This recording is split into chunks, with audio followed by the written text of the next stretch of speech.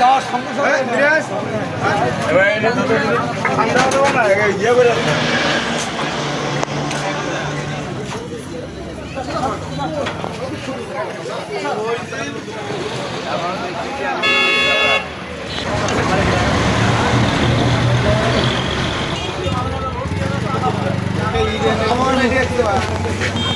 বাড়ি থেকে বাইরে দোকানে আসছি, আসিয়ে দোকানে কাজ বাজ করে করার পরে কী জানি ভাবে জানি সকেট না কী জানি এটা হয়েছে ঘুরে আসছিল, যার কারণে ওটা বাসটা হয়ে গেছে।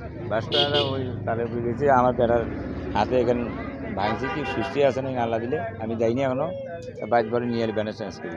এখন চালের উপরে তাহলে বাতাসে উড়ি চলে গেছে।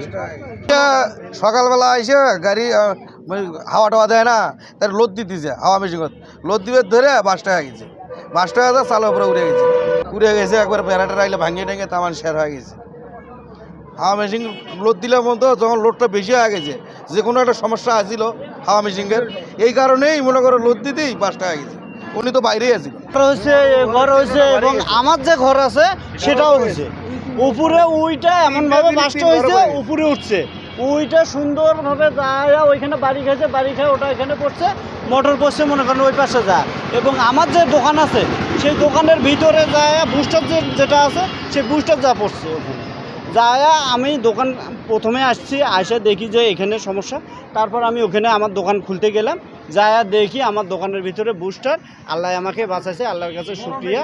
এটাই হলো কথা, বড় যে বুস্টারটা আছে ওইটা যায় আমার দোকানে পড়ে আছে, আমার দোকানের মনে করেন পুরোটাই অবস্থা খারাপ। ক্ষয়ক্ষতির যে পরিমাণটা এটা আসলে ওইভাবে ক্যালকুলেশন করা হয়নি, তবে আশা যারা দেখতেছি মোটামুটিভাবে লাখ 2 টাকার মতো ক্ষয়ক্ষতি এটা বোঝা যাচ্ছে প্রাথমিকভাবে, মেশিনারিজ এবং স্থাপনার প্রেক্ষাপটে।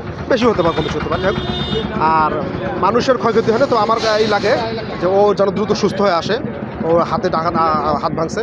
এবং একটা মেসেজ আমি সবাইকে জানাবো, সেটা হচ্ছে আসলে এই ধরনের বিষয়টা যেন সবাই একটু আমরা সচেতন হই, এটা আমাদের সকলের জন্য একটা মেসেজ। এরকম দুর্ঘটনা যেন না ঘটে, আল্লাহর কাছে এটা আমরা জানাই। আর আমাদের সবাইকে সতর্ক হতে হবে। হ্যাঁ, এটা এমন একটা জিনিস, এটা আসলে খুব রিস্কি এই জিনিসটা। পাশাপাশি গ্যাসের সিলিন্ডার, এটা প্রত্যেকের ফ্যামিলিগত বা যে কোনোভাবে হোক, এটা সবাইকে সতর্ক হওয়া উচিত। এবং এই ধরনের বিষয় যেন আর নেক্সট না ঘটে, এখন থেকে সবাইকে এই নিয়মকানুনটা মানতে হবে, কীভাবে কী করতে হয়, কোনো দুর্ঘটনা ঘটবে কীভাবে ঘটবে না, এই দুর্ঘটনা থেকে বাঁচার উপায় কী, সবাইকে জেনে কাজগুলো করা উচিত বলে মনে করি।